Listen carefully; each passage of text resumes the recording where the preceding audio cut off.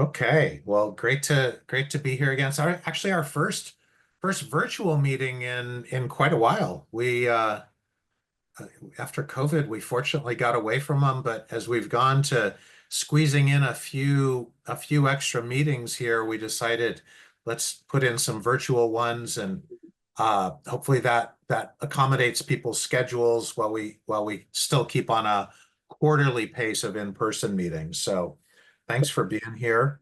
So with that, our objectives are tonight, welcome and public comment, some updates on Board of Water. Then we're going to talk through the Water Master Plan scorecard update, and I'll refresh you all about what that is. Some of you who were with us in 2016 will remember the Water Master Plan scorecard, and for others, it'll be new. Then we want to talk about possible revisions to that scorecard, and then have a separate presentation on the CIP process and prioritization, which is a follow-on from our discussions last meeting. As we laid out during our last meeting, this is the roadmap that we're on as we move towards completion of the Water Master Plan update, and then hopefully its ultimate adoption by BWS's board in 2027. So in January, we spent time just reviewing this roadmap, talking about the CIP process and prioritization. Now in February, we're going to be talking about the existing scorecard, potential modifications to that, and then try and finalize our CIP prioritization method. So we're on the path. This is the journey. And any questions before I move on? Opportunity for public comment on any items on the agenda. And I don't see any members of the public on. Okay, BWS updates. Ernie. So development in the Red Hill situation. The Navy and the EPA executed an order and consent back in 2023. And an important component was community engagement. And they did commit to create something called the Community Representation Initiative. And that's where the Navy and the EPA would attend meetings with a group of representative members of the community, different stakeholders that are actually elected by their peers to be on the CRI. And we just learned recently, and the community learned recently, that the Navy will no longer be attending the CRI meetings, which I thought was extremely disturbing and disappointing. Community engagement was, I think, one of the big comments that the EPA and the Navy received while they were thinking about this order and consent. And now that the Navy's pulled out, doesn't mean that they won't participate. They'll have an annual town hall meeting. They'll do these open houses. But in terms of meeting directly with the CRI members, disappointingly, they will not be meeting with them directly. And I know Wayne Tanaka's here. Wayne, did you want to add anything else on the Navy's withdrawal from the CRI? Yeah, I mean, what's frustrating is that they're claiming that the CR wasn't meeting its vision, right? But when the Navy has skipped on like almost every single meeting that it's supposed to have attended over the last couple of years, and the EPA does nothing about it, and give such non-responsive, non-answers to the questions when they do respond, it's really the Navy's own, I think, actions and inactions that have fed into the frustrations, and that it's now using it as an excuse to back out of the CRI. I'm also disappointed in the EPA. The CRI was like the one concession they made for us when they came out with that toothless administrative consent order. And I think something like 1,700 people submitted comments like demanding for something more accountable. And so they decided to establish a CRI. And the consent order also requires a public hearing before they make substantial changes or substantive changes, which I believe that excusing the Navy from attending the CRI is very substantial, and yet there was no public hearing about it. So I'll just say, I trust that the members will still continue on with their work or as best as they can, including working with the EPA.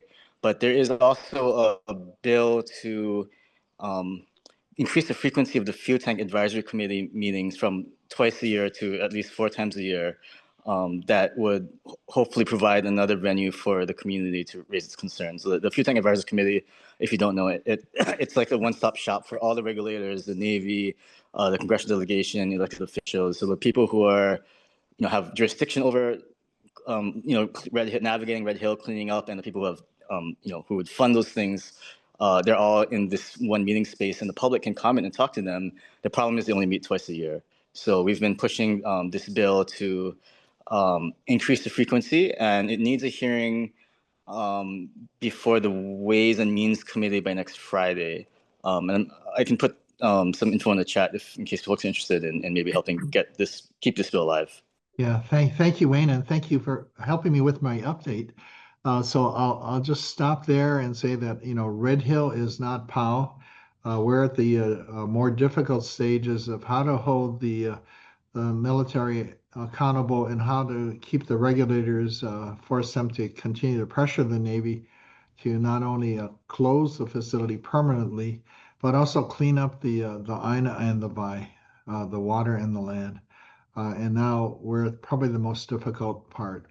One of the things that is pointed out by both the regulators and the Navy is that when they hold these meetings, they say there aren't a lot of people attending. But I think that's almost, depending on how you design your community engagement, you can encourage people to get involved and to attend the opportunities, or you can do things like hold it in the middle of the workday, and let the meeting go on for 4 hours, and the community only speaks at the very end of the meeting. So I think there's ways to encourage more involvement in the Red Hill situation. But the newspaper today has an opportunity to send in comments as it relates to the Red Hill article.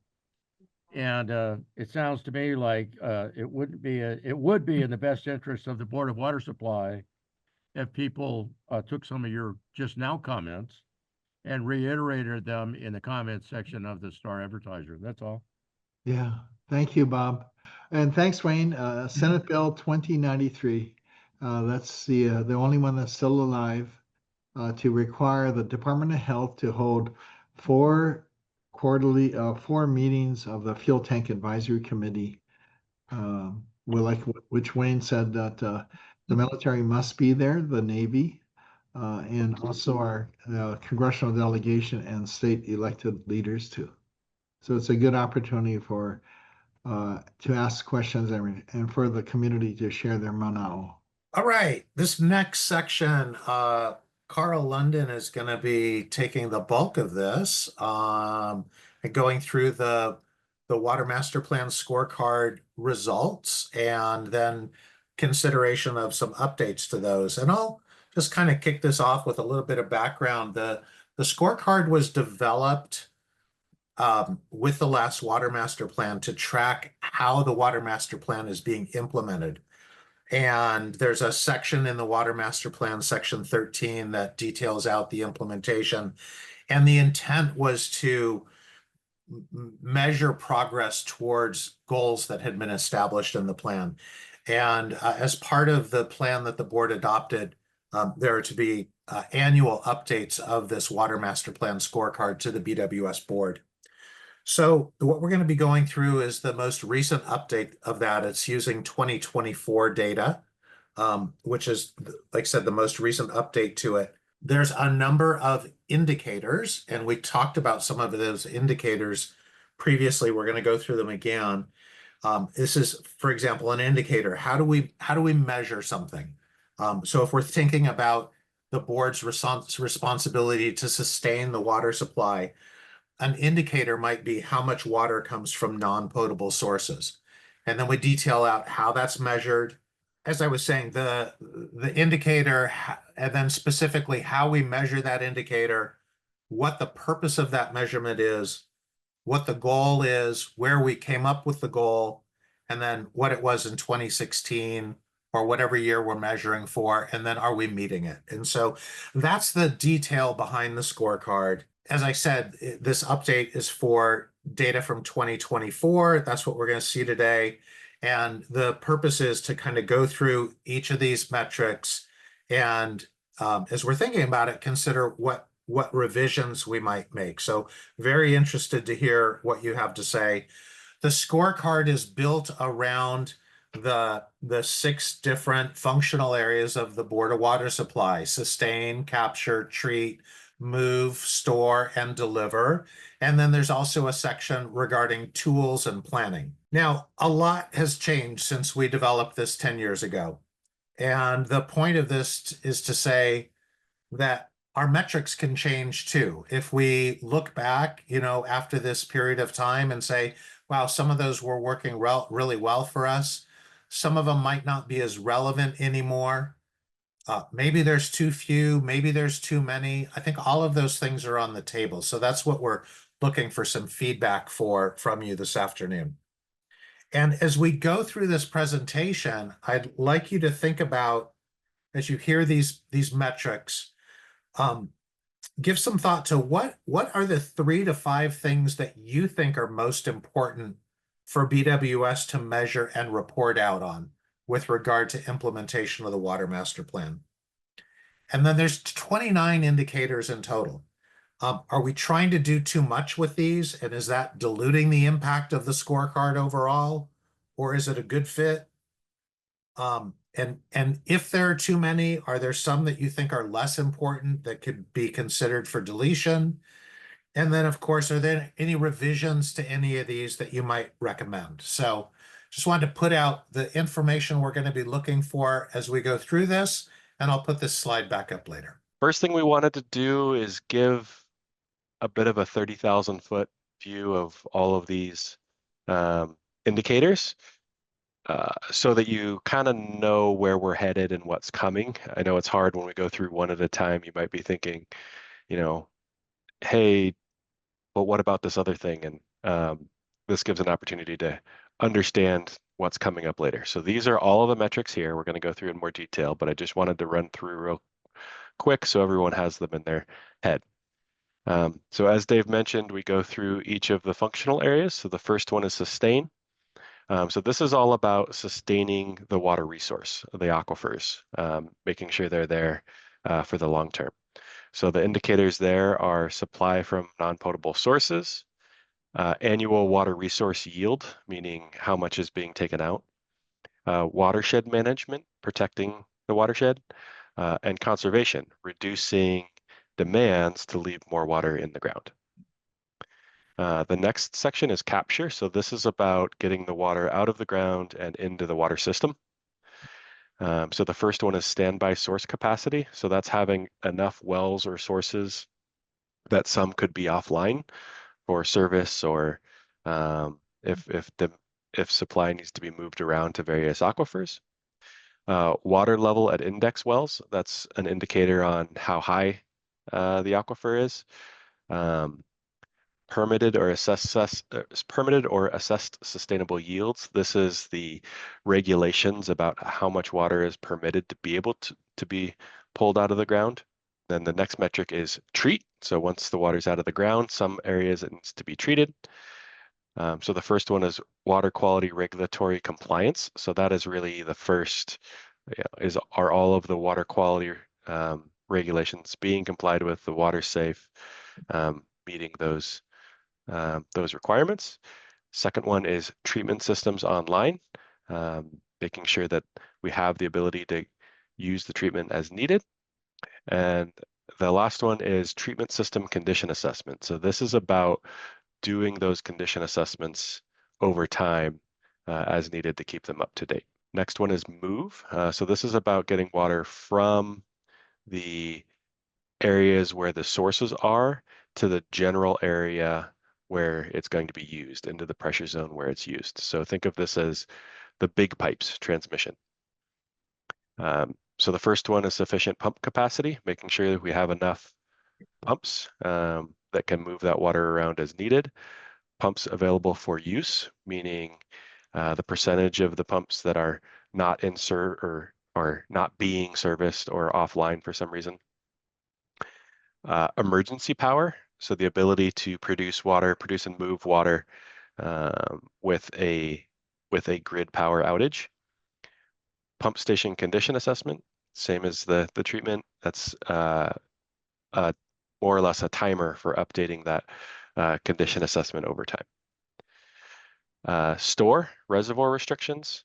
Are there any reservoirs that either can't be filled, can't be emptied, or need to be kept at a lower level because of structural deficiencies? Storage deficient pressure zones, zones where there isn't enough water being stored. The reservoir condition assessment, again, updating that over time. And then deliver. So deliver is, think of it as the rest of the distribution system, the smaller pipes, getting all the water distributed around, not the actual, as Barry likes to say, the move is the heart, the deliver is the veins. So pipeline breaks, that's one we've all thought about a lot, how many breaks we're having overall. Transmission breaks, so that's breaks over 16-inch pipes. Non-revenue water, how much water is lost to leaks or flow meter problems. High-risk pipelines, we did the risk assessment and have updated that every year. So looking at those pipes that are at high risk for breaks. Pipeline R&R, how many miles of pipes are replaced every year? The fire hydrant supply, how many hydrants are meeting the standards for supply for pressure and flow? Pipeline leak detection, confirming all the going around and looking for leaks proactively in the pipelines. And then PWA pipeline condition assessment. So PWA is pipe wall assessment. So this is a tool to actually measure how much pipe is left. We'll talk a little bit more once we get to that. And then the last one, tools and planning. So the master plan update, which is what we're in the middle of. Updating of the hydraulic models and CAP plan. That was actually a name of software that's been revised a few times, but it still does the same thing. It's the risk planning software that we use. Then the GIS update, keeping that up to date every year, and SCADA reliability. So that's the 30,000 foot. You now have a rough idea of all the things we're going to look at. So we can dive in detail, and you'll know where we're going to go. I assume that like affordability and those other things are in another space. I guess how do we, this is about implementation of the plan, and I think affordability really came down to when we're looking at the financial plan and the rate study. It's kind of the other side of it, the cost part of the benefit, cost benefit analysis. Yeah, I might be premature on this, but in the area of delivery, as it relates to fire hydrants, I had dinner with a fireman last night, and he had concerns about if a fire hydrant was hooked up to a really old water line, it would not be reliable. And I don't know exactly what that meant, but he said that they go out of the way to stay away from those or use a tank truck or whatever to avoid utilizing these things, because once they bust out and don't work, then you got another problem on your hands. So the reason I bring it up is you mentioned fire hydrant supply, but is there a way to test them at a given pressure to see that they are at their most reliable or at least functional level? That's the question. The short answer, Bob, is yes, we test all hydrants every 8 months. They're on a regular maintenance schedule. And if there are specific areas that your fireman friend is concerned about, have him call me and then we can take a look at it for him. All right. Thanks, Bob. On that, I think one of the efforts that we're looking at is another look at the adequacy of fire protection. The condition of the pipe that the hydrant is connected to is one component. It's how much water is coming out of a hydrant, at what pressure, but also the spacing between fire hydrants is also another important distance. But dive into these first couple. So this is the first few in sustain. So as I mentioned, supply from non-potable sources. So it's measured as the percent of supply served from the non-potable system. So there's only a couple sources here. This is from Honouliuli, the R1 and R0.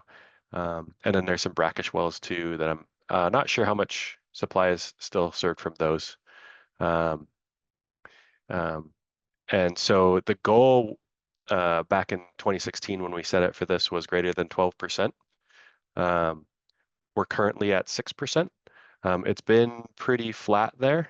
Again, we were at pretty close to 6%, and the freshwater initiative had a goal to double non-potable sources. So really the driver here has been lack of demand. Folks where the reclaimed water exists not needing it so far. So I know that's something that the board has been working on.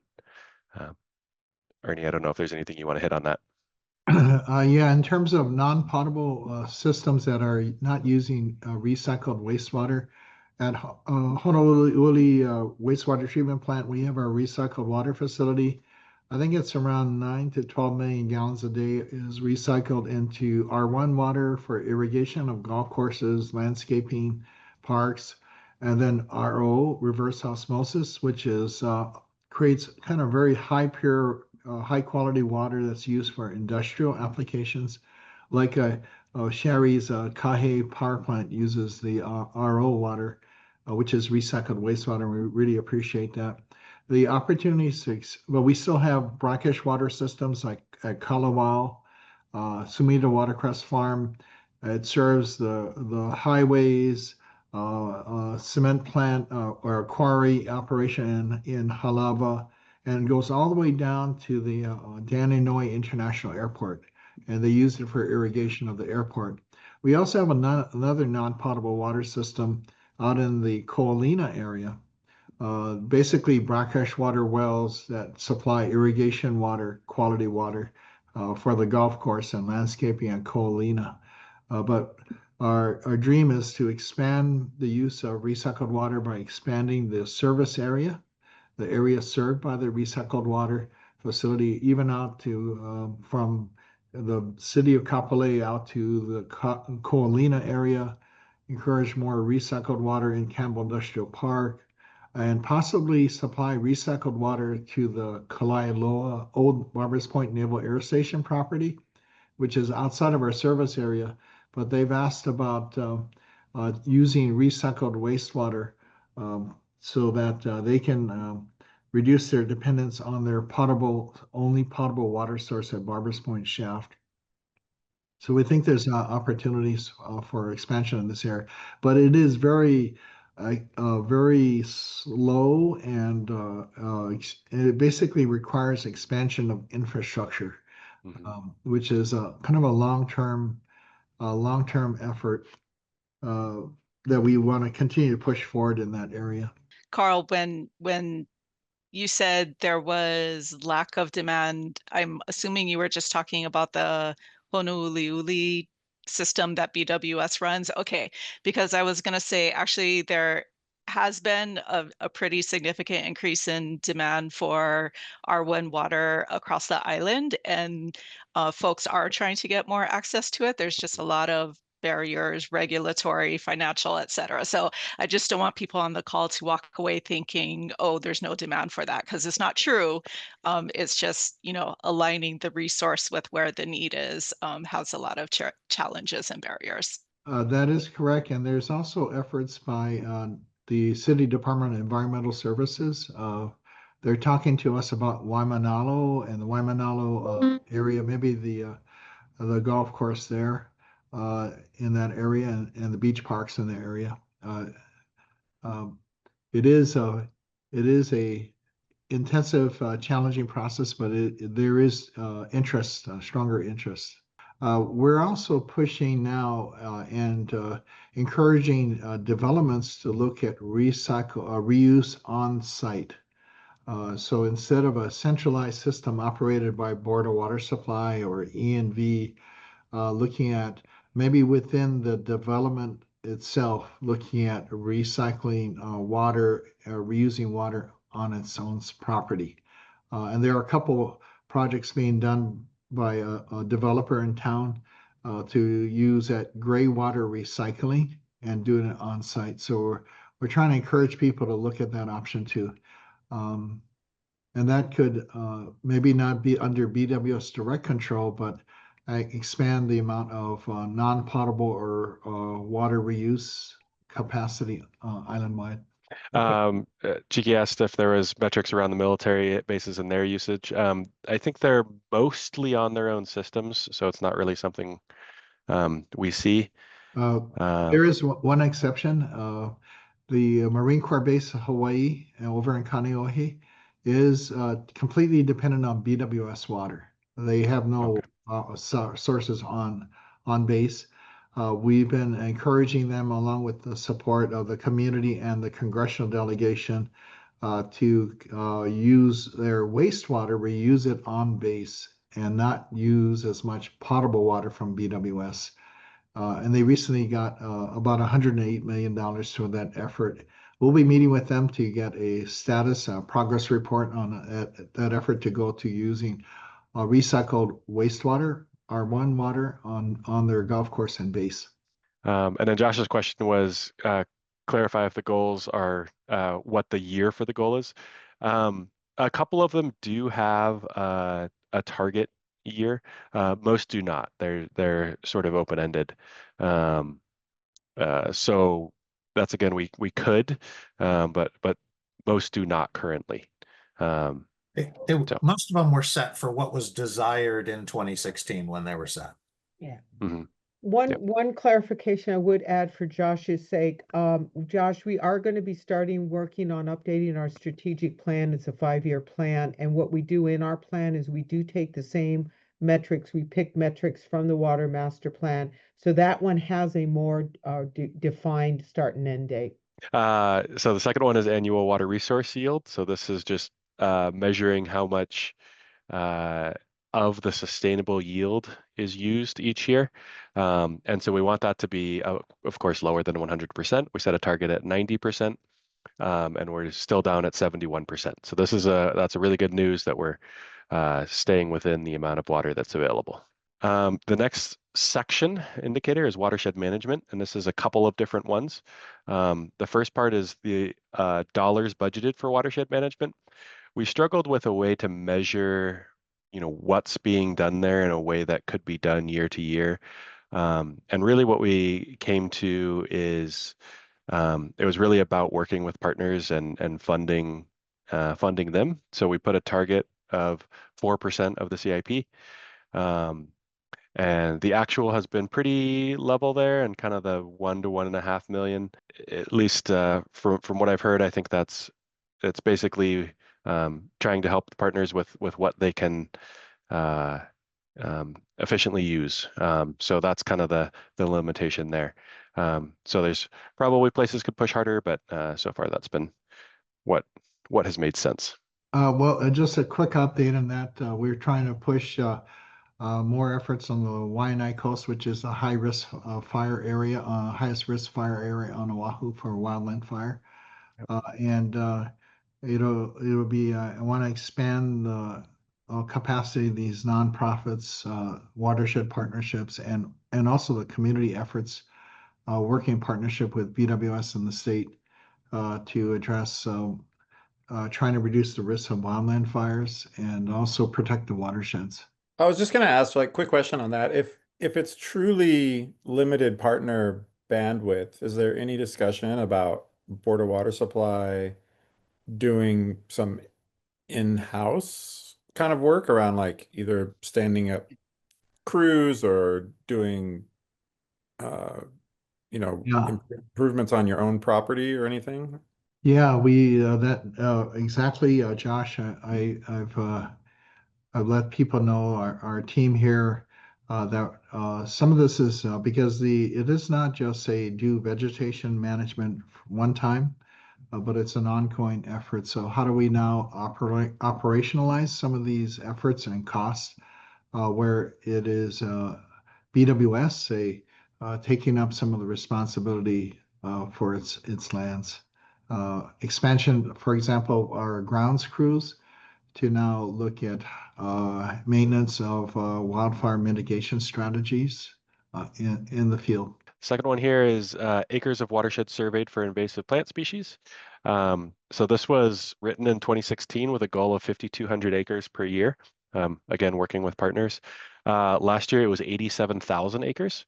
So I think what happened is we've moved to aerial satellite type survey from foot survey. So that has just greatly increased the amount that can be done. So that's a big win, but it makes this metric not make a lot of sense anymore, at least not the goal we were shooting for.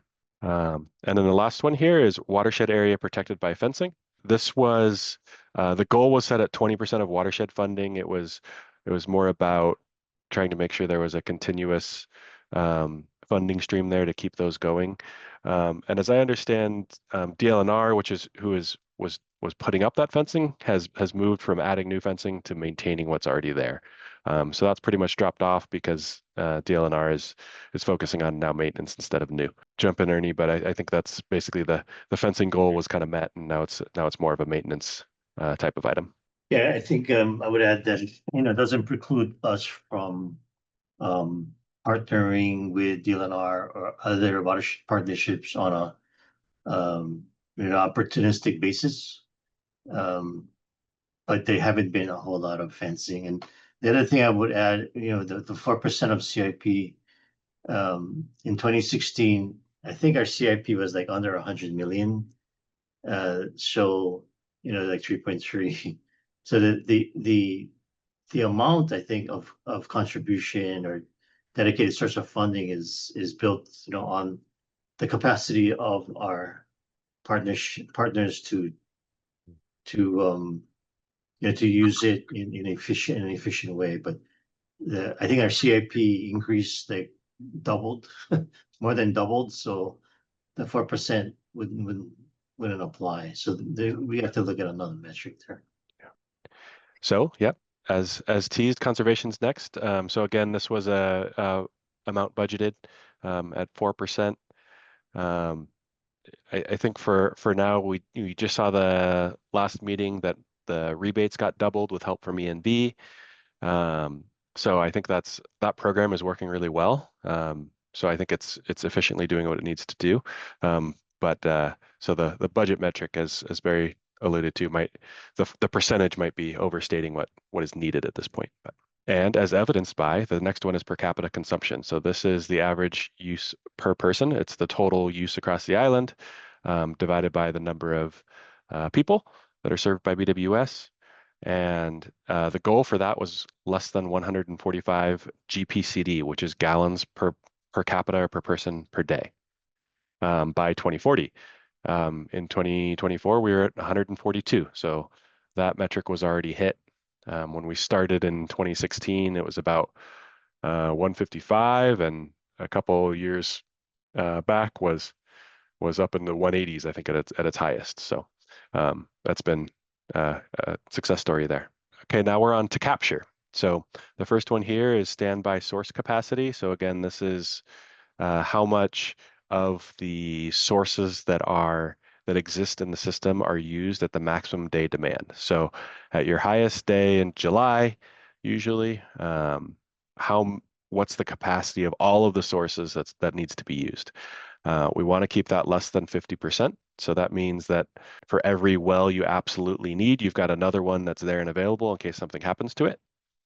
And an actual in 2024 was at 42%. So that, again, is great news.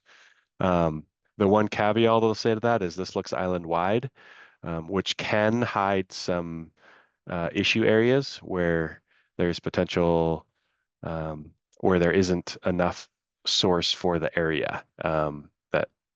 So we probably will see in the master plan, or there's a potential to, I'm not sure yet, to see some areas that need some additional sources, even though we're still meeting this metric because we can't meet it everywhere exactly. The next one is the water level at the index wells. So that's how many of the index wells are stable, that the aquifer, that the lens isn't dropping. And for 2024, that's 100%, and that meets our goals. So that's good news. It means we're not over pulling from the aquifer.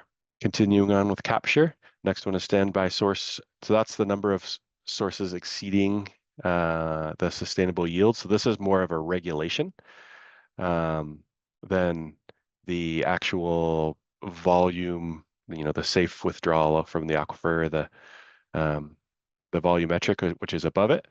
This is more about does the BWS have permits to be able to pull what is needed and from the wells that are needed. So obviously the goal there is 2 or 0, and we have in 2024 there were still 2. That's in large part been driven by Halava Shaft being offline and having to move some supplies around. But as the system has gotten balanced out, that's helping. All right, now we're on to treat. So the first one is water quality regulatory compliance. And this metric is, we've talked about it a couple different ways. Here we have it listed how we had it originally, which is the number of water quality regulatory violations. We of course want that to be 0, and it has been 0 for the last 10 years.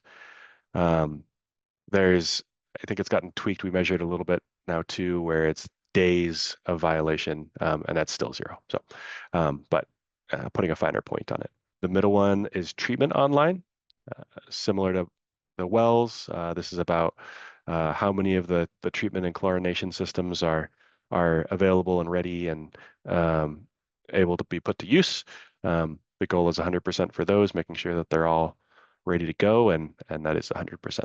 And then the last one is we're going to see a couple of these, the comprehensive treatment system condition assessment. So we had a goal of reviewing that condition assessment every 5 years when it comes to the treatment systems, and that is was most of the way complete, and or the last one was done in 2021 and is most of the way complete here, getting closer to 2024, 25. So I noticed under the water quality regulatory compliance, the Trump administration and the EPA seem to be changing the rules around a lot. Whose regulatory compliance are we complying with, and is it in a state of flux? It's the State Department of Health. They take the regulations from EPA and have to be at least that stringent, but can be more. So they ultimately set the regulations for the state of Hawaii. So the big question really is it in a state of flux? Yeah, there is potential changes that EPA has announced on PFAS, or forever chemicals, from the regulations that were adopted, I think, 2 years ago, that are going to start to be enforced from 2029.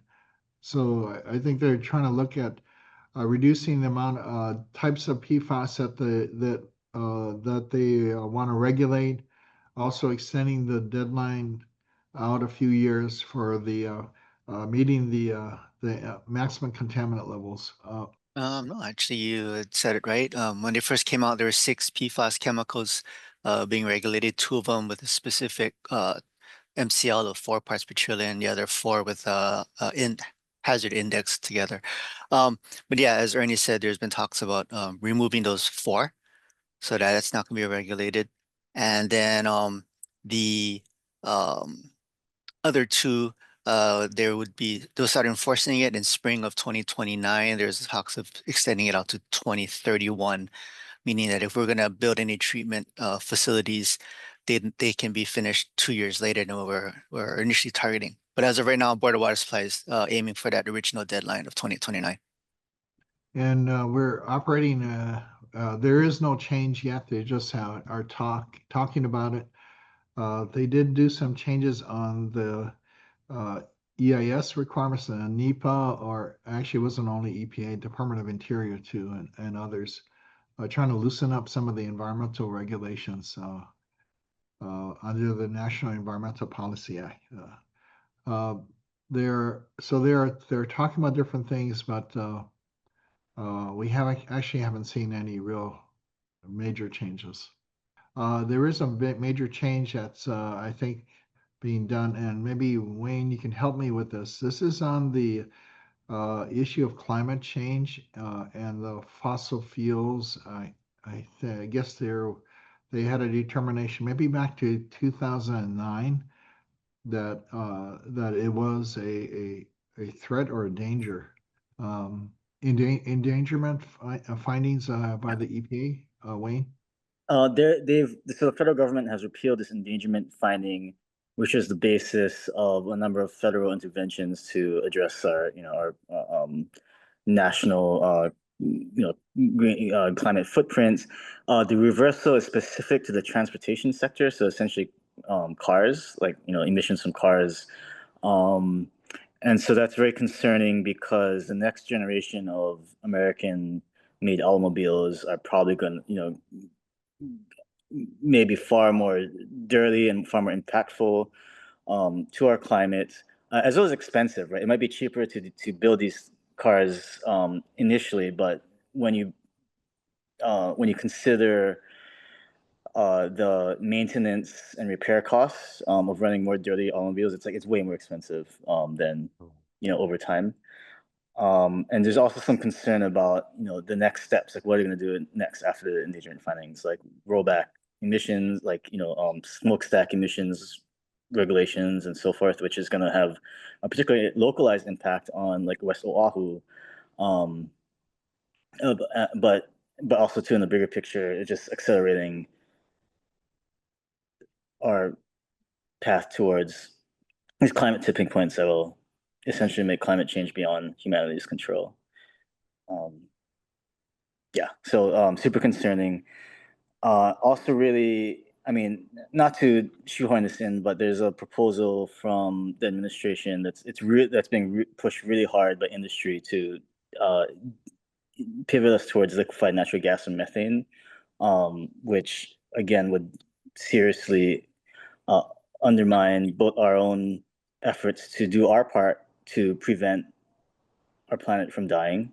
And if you look at the agreement, the vision is to use Hawaii to springboard methane across the Pacific, which is going to have potentially tremendous impacts.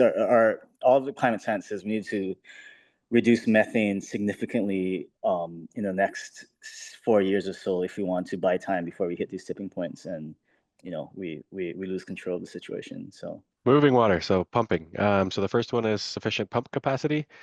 So the way we measure this is the percent of pressure zones where the firm capacity, so what that means is engineering speak for the capacity of the system not counting the largest unit. So you assume one unit is offline at each station, which is a good way to build some resiliency into your metric. So the number of pressure zones where that firm capacity is less than the maximum day demand. So that's the metric that we want to use for pumping. Unsurprisingly, that is a pretty low goal. We want it less than 5%, and so far we're at 3%, so that's good. The next one is pumps available for use. So similar to treatment systems, this is the number of pumps that are there and online and ready to press go. That percent, our goal is greater than 90%. And are having some issues on refurbishment right now and projects taking longer. So that's actually down to 67%, which is a definite spot for driving towards getting that number back up. Sorry. Yeah, I'm curious if you know how many pumps you need to maintain water pressure and move the water around under a fully operational day or situation. And then there's a problem where you have to back into your redundancy. What percentage of the actual daily pump needs on average are covered by a redundancy pumps? So it's when you look overall, it's pretty similar to the source where there's about twice as much total capacity as needed. But we always look at firm capacity with one unit offline when we look at a pump station, just because there are so many chances for minor things to take pumps offline for relatively short periods of time. They're probably the highest maintenance item across the water system. So Sometimes high horsepower mechanical electrical systems that have to be maintained, and they also on occasion they fail where a well pump will just break down. And it does take a while to actually get it out of the hole and replace it.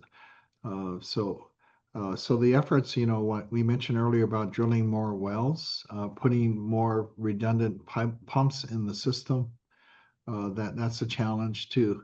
We're trying to move in that direction. Permitting has been really challenging to try to get through that process.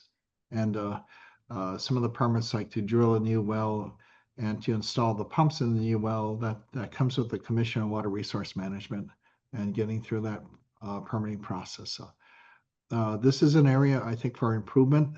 Capital CPD is our capital projects division. And I just want to introduce, I think I saw her in the meeting, Jennifer Failer. She's a new head of our capital projects division. Jennifer, can you introduce yourself? I came to the Board of Water Supply after 31 years of federal service and retired from the feds, and I'm excited to be working for the water district in Hawaii. So it's been a great start. Thanks, Ernie and everybody, and they'll just keep listening in. Yeah, thanks. Trying to get these projects that are delayed, these repair projects or refurbishment projects, Jennifer's and her team are working hard on it. All right. The next one here is emergency power. So the metric here we used is the percent of the population. Sorry, this is going to take a second to explain. The percent of the population served indoor demand. So that's 85 gallons per person per day in the event of a loss of power. So that's not saying that everybody's going to be able to water their lawns or wash their cars, but everybody would have enough to shower and drink and flush toilets and things like that. So the goal here is we said greater than 85% distributed geographically. Really what we're looking for there is meeting 100% of the volume that would be needed for 85 GPCD, but that it may only be delivered to 85% of the taps. And the reason for that is getting those last 15% of taps wet. So the goal was to get to 85% on that, and that was actually completed in 2024. So we already have now enough emergency standby generator capacity to meet this goal. We have enough generators to try to get to a major portion of the people that we serve. But during a major disaster, when Hawaiian Electric's infrastructure has been heavily damaged, and there's no commercial power from HECO, there'll be pockets of our system, parts of our system where people won't have water, and we're trying to distribute the water through the piping system. So that is more efficient than, say, bringing in enough bottled water for 1 million people to supply 1 million people every day. Our plan was to pressurize as many parts of our system as possible, especially where there are critical facilities like hospitals, major healthcare centers, making sure that they have water pressure, they have potable water available to them. But the water use will only go so far from the pumps that are running with the backup power. We continue, even though this is completed, we continue to add more generators to the system. So we have more generator projects. We've applied for hazard mitigation grant funds through HIEMA and FEMA, where FEMA approves it. They'll pick up 75% of the costs, and we have to come up with a match, 25% match. So we are looking at 2 additional fixed generators, one in Makaha Valley, one in Waianae Valley. Because we know under a public safety power shutoff, those sources would be impacted and power would be shut off. So trying to install permanent backup power at those 2. In the meantime, we have mobile generators in addition to some of our fixed generators. So the last one here is the pump station condition assessment, similar to the treatment system. This was looking to be updated every 5 years. That was completed about the end of 2025. So for the 2024 metric, it was not quite finished, but it has been now. The last topic was water quality, and then Wayne started talking about emissions and climate change. And I think the irony is not lost on us that typically the largest source of power consumption in any water system is the power demand to pump water and move it around the system. So really important points there. The next area is store. So this is all those water reservoirs or tanks across the island.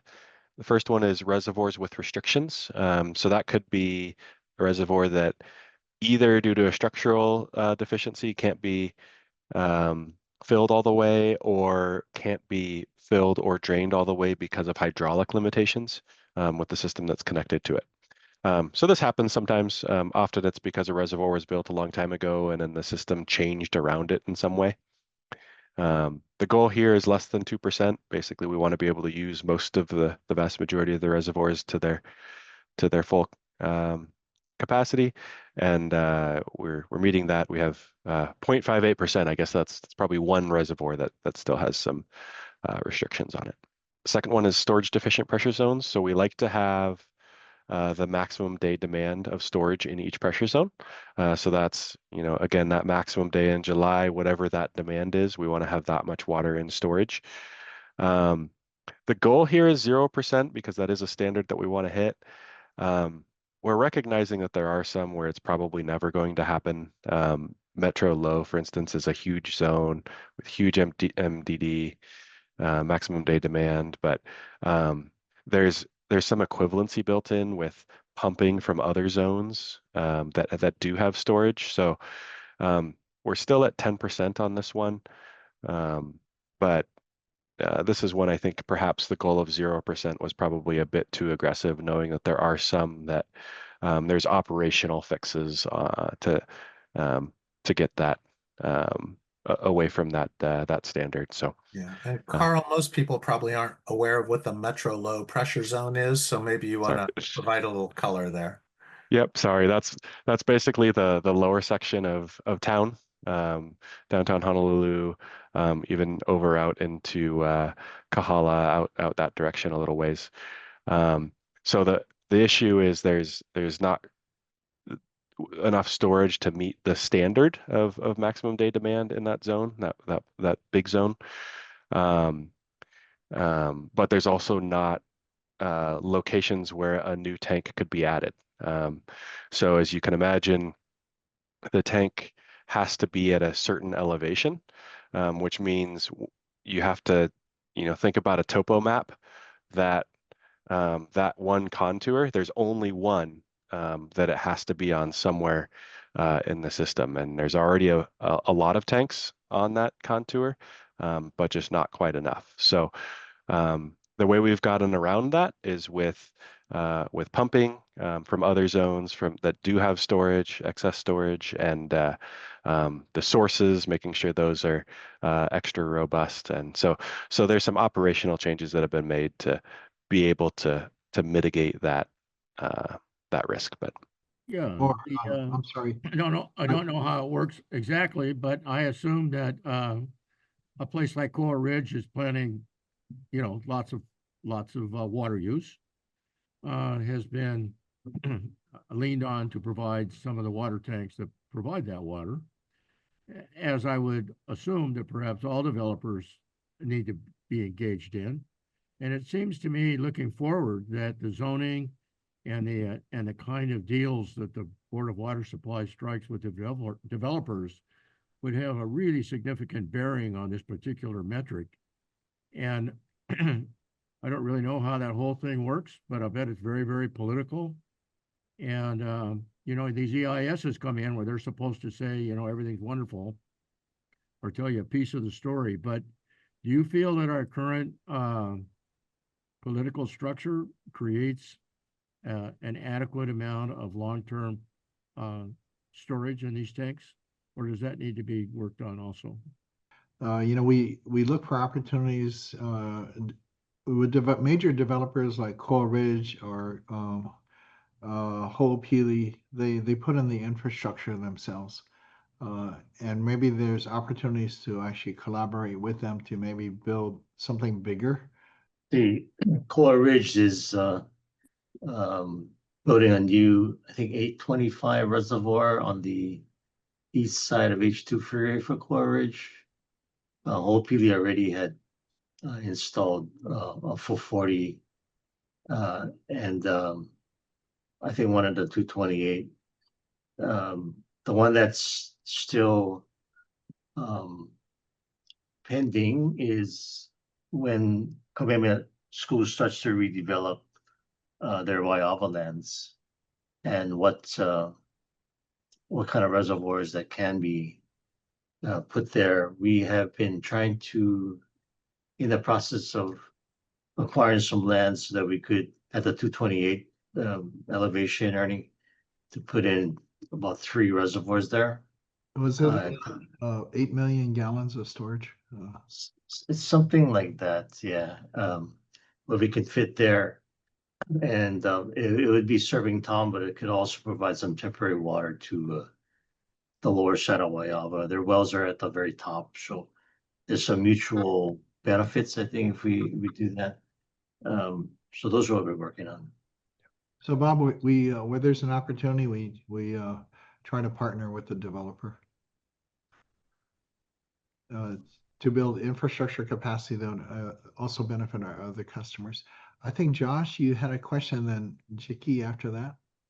Yeah, I just had a quick question about the storage capacity in the urban area here. Is that a geographic limitation or is that a NIMBYism thing? I think we had a gravity feed tank here from Pololo to Wilhelmina that we now have to pump to because folks didn't want the line going behind their house or something like that. I forget the details, but is this a Yeah, so what happens is urban Honolulu has really grown, and like what Chris, uh, what's his name? Carl was saying, sorry, Carl, getting a bit old here and forgetful. But you know, the ground contour, which is the elevation above sea level, measured from about mean sea level, for a water tank, for a water tank to fit into what we call our Honolulu low service system, where the top of the tank, what we call the spillway, at the very top where water will rise to the maximum is set at 180 feet below above sea level. Then the bottom of the tank, we're looking at land that is about 160, 155, 160 feet above sea level. So if you look at where that land is in Honolulu, there's a lot of development that has occurred. There was, I remember there was a site that was picked along Diamond Head Diamond Head Road on the slopes of Diamond Head, which is a state monument. We'd have to build a large tank there. There is also one that I decided not to pursue it because of the potential impact on people's homes, which would be right next to the tank in Kalavahini in Papakolea. But there's another site that potentially is on the slopes of Punch Bowl. But it's also Hawaiian Homeland's property too. So the locations that are available for physical tanks to be built at the right elevation in urban Honolulu is really limited. And urban Honolulu kind of grew so rapidly, the tanks, not enough tanks were built to keep up with this pace of development or expansion of urban Honolulu. Yeah. So now we're talking about putting a tank, maybe 8 million gallons of reservoir storage capacity in Waiava, but it's going to be connected to a 42-inch pipe that also feeds into urban Honolulu. So effectively, it could provide some storage for urban Honolulu too, the low service areas. But that's some of the challenges of building tanks. I remember this Waipahu 228 reservoir. When I started with the Board of Water Supply, it was in the middle of the cane field. Now it's in the middle of a park surrounded by middle residential development, and the Waikele shopping center is in the area. So, and it's at the right elevation, but so it is what happens when growth development occurs. That our facilities end up in the middle of neighborhoods. And finding new locations is a bigger challenge. Yes, quick question. Bob was talking about some of the construction and things around Coral Ridge, but we have PV farms that you can see from Coral Ridge area all the way to Makakilo. And those PV farms, do you know if the Board of Water Supply is working with them to create venues for water collection, especially when the farms are now with those panels and then the rainwater hitting that and then a way to collect some of that water? That's my first question. One of the things though, no, and the answer is no in terms of water capture, but are is the PV farms preventing recharge, for rain in that area? And because they are, they're modular, and the water can just flow around them off of that and down, it still recharges, versus if there was say urban development in the high recharge areas where you start to see a lot of hard surfaces, that would prevent some recharge there. But as far as I know, there's nothing in terms of capture. Perhaps when the stormwater fee go, the stormwater stakeholder advisory group, maybe that can be brought up there, because then as they build the stormwater utility and look for retention, capture, and recharge and reuse, that might be an opportunity, because it is a hard surface. Thanks. The other question I had in addition to that was on the side of the freeway, H2 Honolulu, about a mile before the Waipahu exit, there's been construction that's been going on for at least the past 3 months. And just wondering if that construction going on the freeway, are they affiliated with BWS or anything that you might know of as far as the pipeline, the fuel pipeline coming from Waihawa? Is any of that affiliated with Board of Water Supply at all, as far as a well or anything being constructed in the gulch there by the side of the freeway? Just real quickie, Jicky, that's not a BWS related project. I'm not sure if that is maybe a DOT project, work on the H2. It's right, I see it when I drive up there too, right along the freeway. Reservoir condition assessment, similar to the others, getting that condition assessment updated. That one's every 10 years. They don't change as quickly, and we actually just finished that as part of this project. So that is done. So deliver. This is going to be the one. This is all talking about all the pipes. So the first two kind of go together. It's the breaks and leaks per 100 miles, and then total breaks and leaks. So so we set the goal for per 100 miles of pipeline at less than 15. That was to match some, it's basically the midpoint, kind of the average from AWWA benchmarking across the country. So that we set that as the goal. Still at 17, that has come up a little bit. But that's still, again, that was the average. So still hunting. We know we'd like it to be lower. And then if you take the 15 per 100 miles and multiply that by the approximately 2,100 miles of pipelines that we have, you get approximately 300 total breaks. And so that was the goal. Last year we were at 353. It's not entirely surprising, just due to the difficulty with getting new pipes installed. But also one caveat here is that includes both leaks and breaks, where we define a break as an emergency repair, and a leak is something that was proactively found before it was a catastrophic failure and repaired. So one thing is BWS has started to categorize those between leaks and breaks within the last couple of years. And so we'll probably break that metric into two, because a proactive leak repair is a good thing. That's something that we want to be encouraging through the scorecard. And we want to be decreasing the emergency breaks. So that's something we want to probably separate those two out. And then we did want to keep one here for transmission line breaks. And the reason we have that separate from overall is that they don't happen very often, but they're a big deal when they do. So we wanted to make sure to have a separate metric there on making sure we're keeping those down as well. So the goal there is less than 14. We're at 15, so didn't quite make it, but close. And then the last one in this list is percent non-revenue water.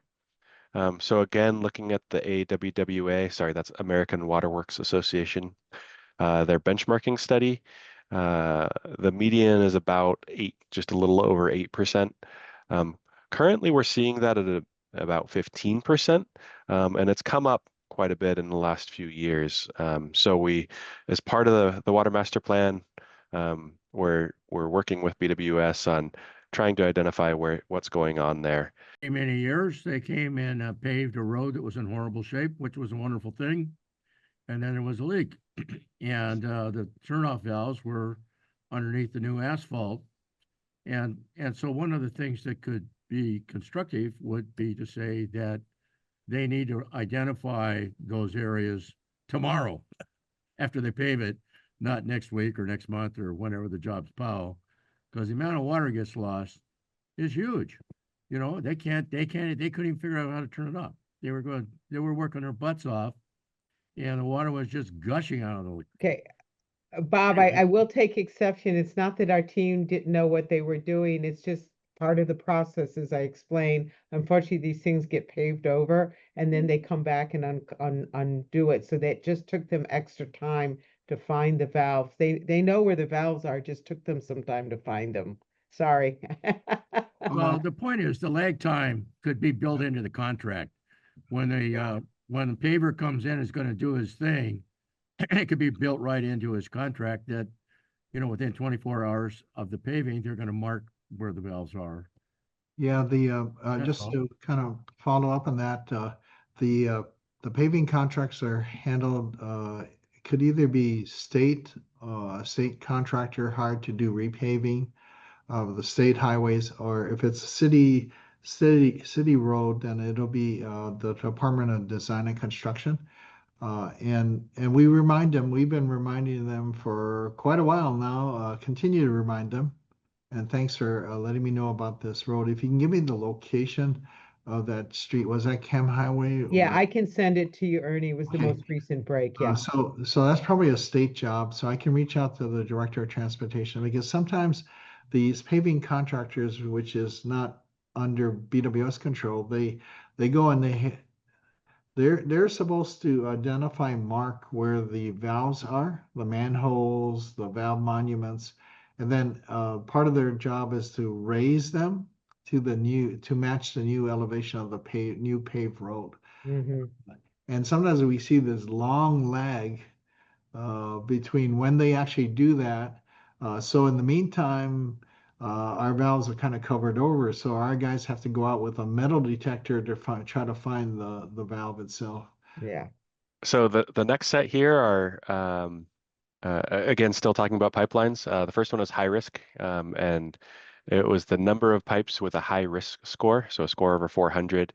As we do the risk modeling for each year, the goal was less than 5%. This year it's 17%. I did reach out to the risk modelers on that, and I think this is one that might be more of a paper issue than an actual issue on how we do that risk scoring. So I think we need to come up with a new way to score that metric. The next one there is the miles of pipeline R&R. That, as you all remember, we went through a lot on getting to that 1% replacement, 21 miles per year. And then the reality of COVID and contractors and the ability to tear up roads and everything hit. And so been struggling to get up to that level. Actually, I'll take responsibility for this. So the Water Master Plan back in 2016, this is one of the important points made, trying to get to 1% replacement of the 2,100 miles, which is about 21 miles a year. And we're kind of on track. So that was 2016 when the last master plan was adopted. Then something happened around 2021, I would say November 2021, where the Navy basically poisoned 100,000 people, nearly 100,000 people on Joint Base Pearl Harbor Hickam. And because of that, we shut down 3 sources so as not to draw petroleum contamination that the Navy's customers were experiencing on their separate water system, and drawing that into our BWS water system. And because of that, the focus on pumping other wells harder, turning off Halava Shaft, Halava wells, IAL wells, and then finding new water sources to meet the demand. So they'll kind of shift in focus on where do we put our CIP funds? Do we continue to put it in pipelines, or do we now put it into developing new sources of water? Red Hill is just one component because also concurrently at the same time in recent years, the real unprecedented cooperation by the city and the state for the push for a development of affordable housing so that we can try to keep our children here in Hawaii and not having them move away because it's too expensive to live here. So that's really been pushing out the development of affordable housing in different forms across the island. Then the other component that's coming up too, and we're starting to see only the beginning of it, transit-oriented development along the 21 miles of the rail system, especially around the rail stations. That's starting to identify the need for more source capacity in those systems serving those portions of the rail alignment. So that's kind of given us pause to now kind of refocus on source development and come back to the pipeline work once we get enough breathing room with new sources to kind of keep pace with the demand growth that we expect in different local areas of our water system. The next one here is the fire hydrant supply. We said we'd talk about that one. That's the percentage of fire hydrants meeting the fire flow standards. We wanted greater than 99%. That's basically where we are. There are a couple of places that, and usually this is the case where I think it's 20 psi at 1500 GPM is what most of them are. Some of them will miss by a little bit.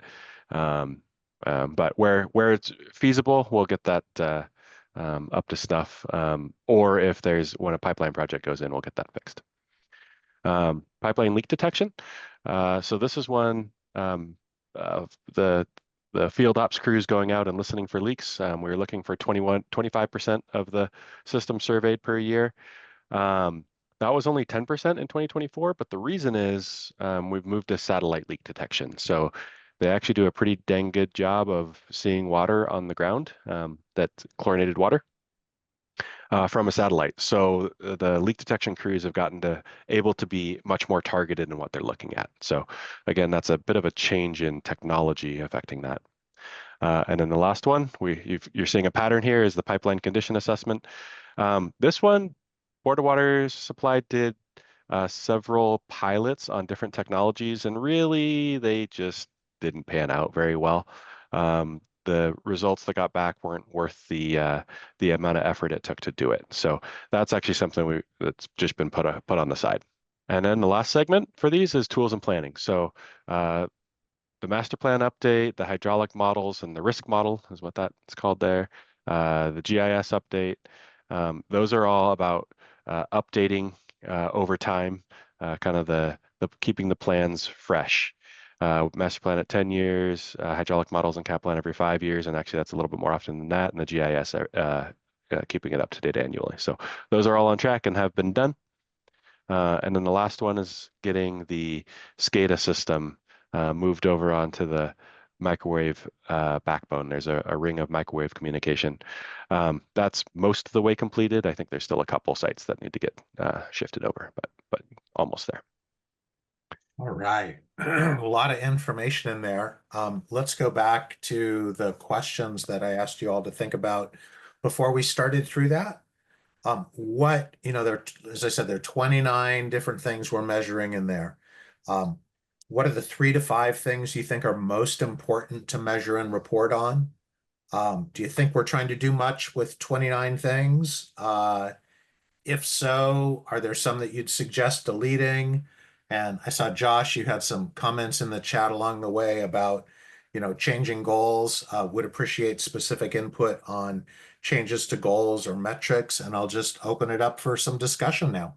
Well, since you called me out, I guess I'll throw the first pitch. So I think it looked like there was several things that kind of had a goal and they hit the goal, and it's just about maintaining it going forward. So I'm wondering if part of cleaning up your 29, if there's a way to have a subset that are just maintain the status that we've hit there so that you've got kind of your aspirational ones that BWS is working on really hard to make leaps and bounds of progress, and then other ones that are just like hold in a steady state.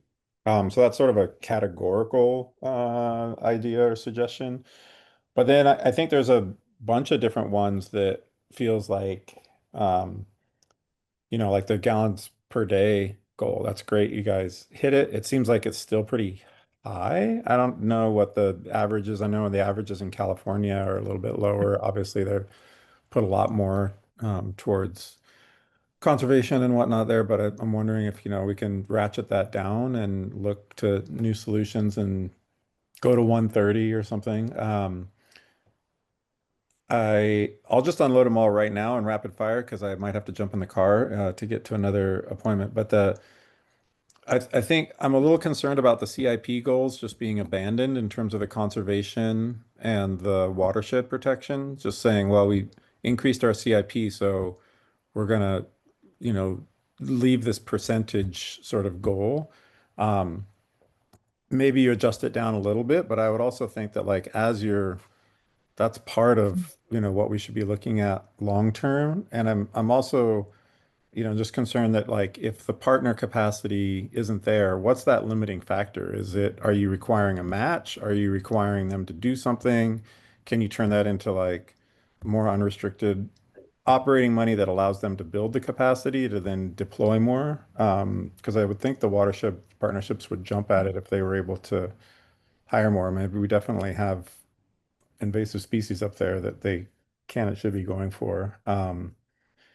And then same with the conservation one. I know we had a 4% goal on there. Maybe adjusting it down a little, accounting for the larger amount, but are there things that we can be doing in terms of increasing low and moderate income households getting increased conservation benefits? I know that the city has partnered with you guys. That's great, but it might still be limiting for some folks. And then the last one was, man, that non-revenue water one really feels like it hurts on both ends, right? Not only are you losing water, but you're losing the revenue that helps support the system. So wonder what's going on there, that it is that high. And then also, um, is there ways to do spot audits on consumers and see if you're actually moving the water to them, but they're not paying for it, et cetera. So just some things that came to mind. Great presentation, you guys. Appreciate it, Carl. Did I quickly respond to someone else? Please. Yeah, there's no intention we still need a metric for watersheds and conservation, Josh. So that's not going to go away. It's just how we measure it. So the idea is to still ramp up conservation. We've been doing that every year so far. And having a goal that allows, continued and increase in funding is important. So yeah, non-revenue water is a specific and major task item in the water master plan. So Dave and Carl folks are on it, but yeah, there's really it's very complicated, and maybe we can do a presentation on what we find at some point. But yeah, that is something that we share. Thanks. Other comments, suggestions? Yeah, I have a question, Steve. Dean? And I'm also involved with the Lahaina water case irrigation thing where that golf course wants to bring the R2 water over to their golf course and feed it and take them offline of potable water. But my question is, on the federal level, for agriculture and stuff like that, is there anybody trying to move because the recycled water has gotten so much better to where ag can be using that water to irrigate even vegetables.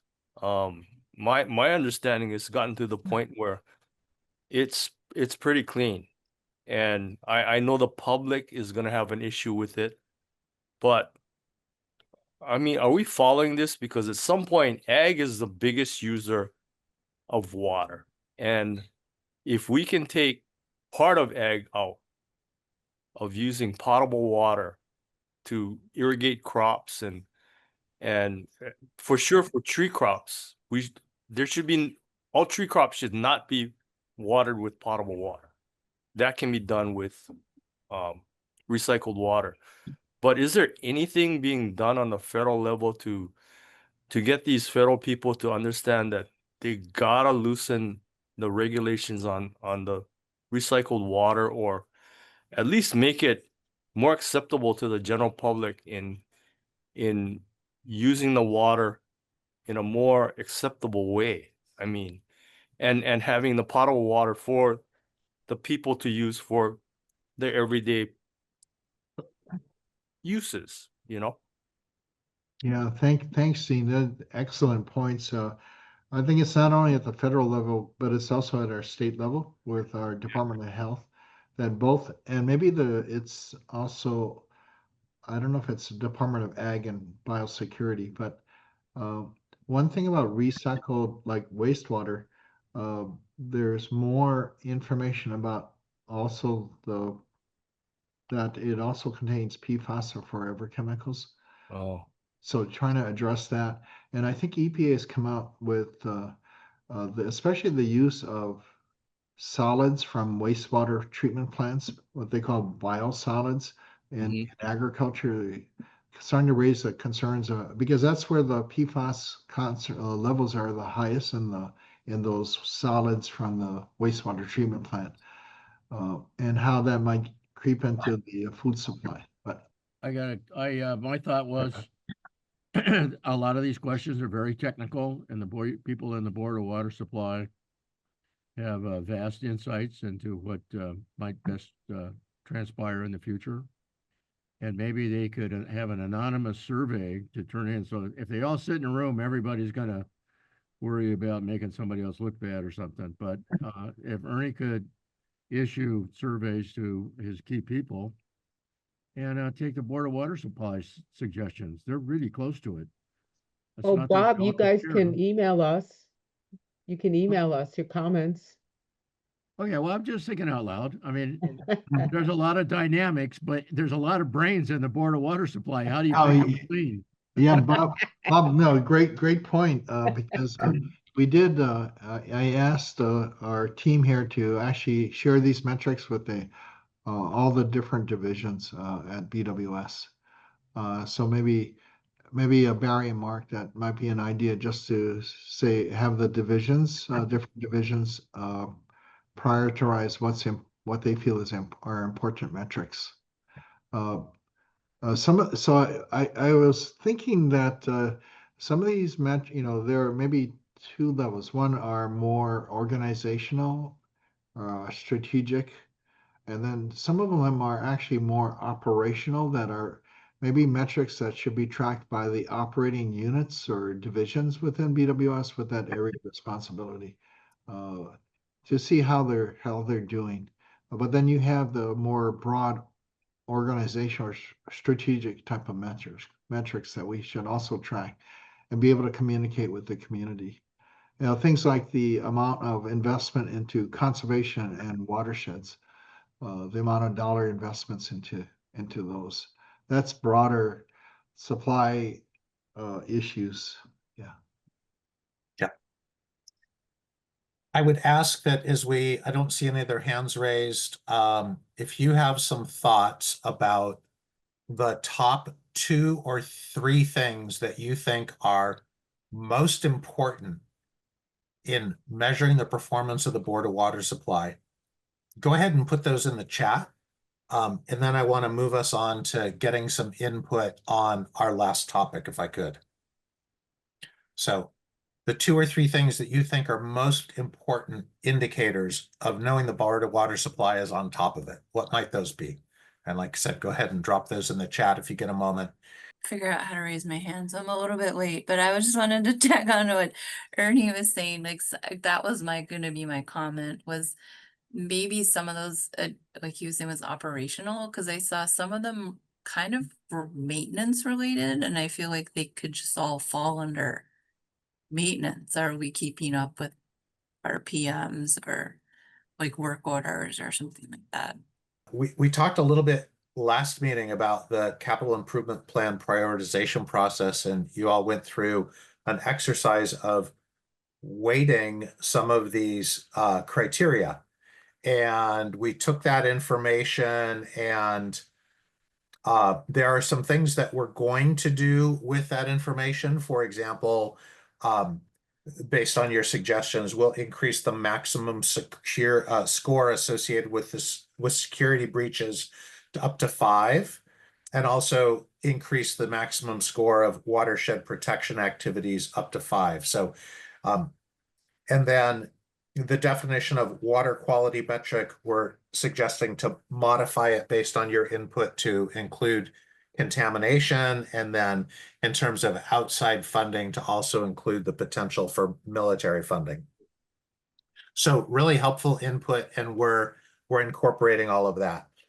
The one where we'd like some additional input was there was the suggestion for adding water equity as a new metric. And I'd like to spend some more time with you all getting your thoughts about how we should define this and how we should measure it. And you just saw a lot about, about how the level of specificity in defining things that we use to measure, and then also in how we measure it. So wanted to get your thoughts about what does water equity mean? What's the definition that you would suggest using for water equity?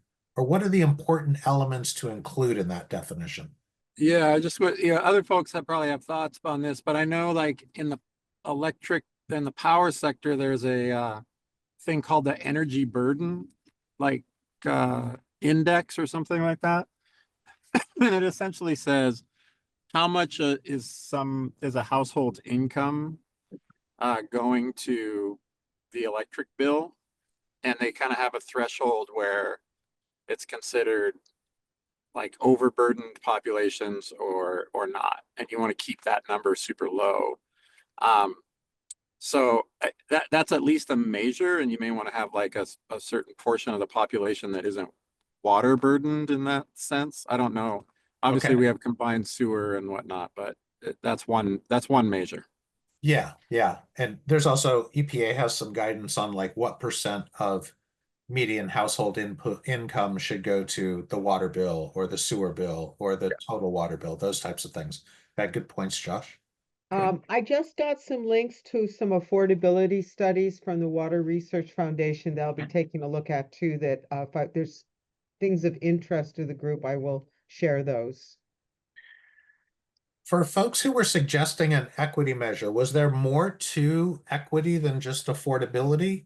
I mean, I certainly think that there's something around like a base minimum use or an amount that should be, and I know you guys do have I forget what the break point is, but you're sort of charged a certain amount and then it goes up from there. Yeah, essential needs, 2,000 gallons, first 2,000 gallons. Right. So I think as long as there's some measure of like a household gets a certain amount, and then those that are profligate get charged more, I think that's an equity issue as well, just to make sure that those that are really charged, that are using a lot, aren't sort of paying the same amount. They should be paying more, and it should go up even higher at the higher end so that it's equitable in terms of use and contributing to the system. This is Dana. I think it is still, financial focus, but I think part of what I was thinking too is, even with the metrics or rule of thumb that, EPA and other places apply, in Hawaii, we have, so there's the Alice report. I know you're familiar with that, Dave. And we just have such a large proportion of our community that is above the poverty line, which is where most of those like EPA metrics fall, but are still below affordability. And that's that Alice population. And so I think I was looking for, okay, what else can we do to help that population? Specifically. So, and I don't know, what that Okay. looks like, but that was kind of what I was thinking more specifically than just the, and not to say just, but just the poverty population, right? So- Because it's more nuanced than that. Yeah. Yeah. Dave, can I jump in here? So Dana, thank you. Excellent question. We actually just did focus groups last week, and we actually did a day of 2 Alice population. And it was really eye-opening because the things we assumed didn't happen. And so we will be sharing that research with this group when it comes available. But we did it with Becky Ward's group. But thank you. That's great input. Thank you. I know a lot of times when we talk about equity within different areas, we talk about consistency of water quality, consistent levels of service in different areas. You know, there are some, right, some cities where the levels of service vary depending on where in the city it is, and oftentimes that's more disadvantaged communities, whether that's income-based or others. And so consistency and level of service, is that an element of equity that any of you were trying to hone in on? I mean, I do think that's really important, but I think it's also testament to BWS that I mean, there might be issues with that, but I don't know that that's something that I hear about. And so I feel like there's probably been, efforts to make that those services are even across the island. But it did make me think that around equity, like if there's cultural practices, if there's like small independent farmers, if there's other ways to allow for like access to water for non-residential uses that are underserved, that might be something. I'm not sure about the potable water piece, but that might be an area for equity as well. Thanks, Josh. I'll throw out another idea, see how you folks react, is that, like we have objectives or goals, a percentage of the CIP for water conservation, percentage for watersheds. Could there be, maybe not a CIP, but a percentage set aside for equity programs or assistance programs that could help the underserved population, struggle to afford water? I mean, I feel like I'm hogging the mic, but Ernie, that's exactly what I was thinking about when I mentioned earlier. Like, I would hate to cut that 4% CIP on the conservation piece, and that we should be thinking about, increasing equity with that. So, maybe that number adjusts down to 3% or 2.5% or something for generalized programs, conservation programs, but preserve a piece of it like specifically for equity and access and programs that really for the bottom, quintile of households that are really struggling, like making sure that those conservation programs are as generous as possible to get them to actually adopt it.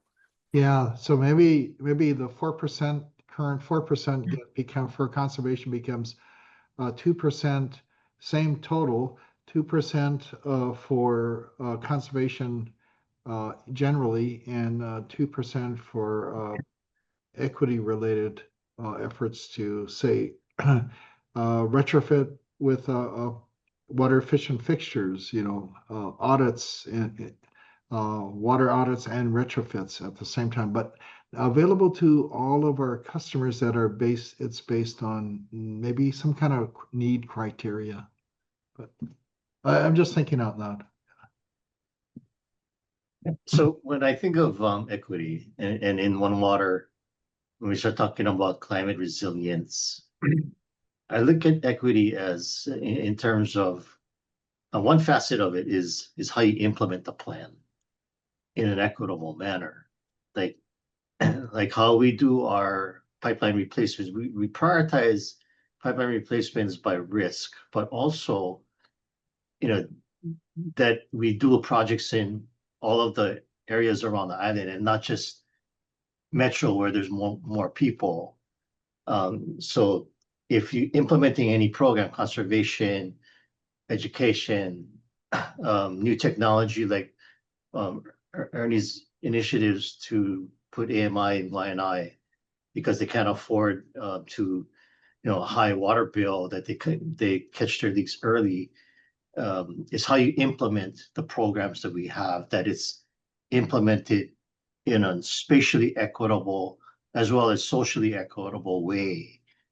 For One Water, it's because sea level rise will affect coastal roadways around the island. We cannot just be focusing on Waikiki because get the most tourists and people, right? We have to spread it out. So look at it in the lens of implementation, and that seems to help me understand and reconcile how we prioritize, the projects that we do, the programs we pursue. This is Wayne. I think some of the developments around the public trust and the doctrine, which is binding on the state and counties, could also inform equity discussions, right? Like, so Department of Hawaiian Homelands has priority rights to, like, they have the ability to get water reservations, for example, but if there's not enough water, then they often move slower than other developers. And if it's first come, first serve for water meters and so forth, then they tend to lose out. And also there's other uses that might be, to the extent they're in conflict with these protected public trust purposes, like TNC practices and ecosystem services, just the public interest, like water for luxury developments. Like, maybe there's a way to differentiate how those uses are treated for our long-term interest. But I know just the local realities is that it's really much more harder. If you're going to go equity generally, like, in a way, you're going to have to do things that are convenient to those with political clout and economic financial influence. Yeah. But yeah, just maybe in short, just considering the contextual, historical, and legal frameworks that we have, and seeing if we can align with those. I want to thank you all for the thoughtful comments around an equity metric and what that might look like. Gives us a lot of food for thought, and I appreciate the input. A reminder about our upcoming meeting dates. So our next meeting is March 19th, and will again be virtual, talking about condition assessment results, and also some preliminary look at the climate resilience options that we've been developing. So in that meeting, we're really going to be looking to you for input on the level of climate facility implementation or mitigation that is appropriate. There's always a set of trade-offs there, right? About how much you protect and how much you spend in achieving that protection. So that'll be some important input from you. Look forward to that. The other meeting dates are laying out there. We might have to revise one or two as we go along the way and find conflicts, but we want to do our best to get them out as early as possible. So with that, I want to thank you for another terrific meeting, for really valuable input. And also, I hope that you saw how your input last time, that we're anxious to integrate it and really make it meaningful as we move forward through the Water Master Plan process. So thank you all very much, and I hope you have a great evening.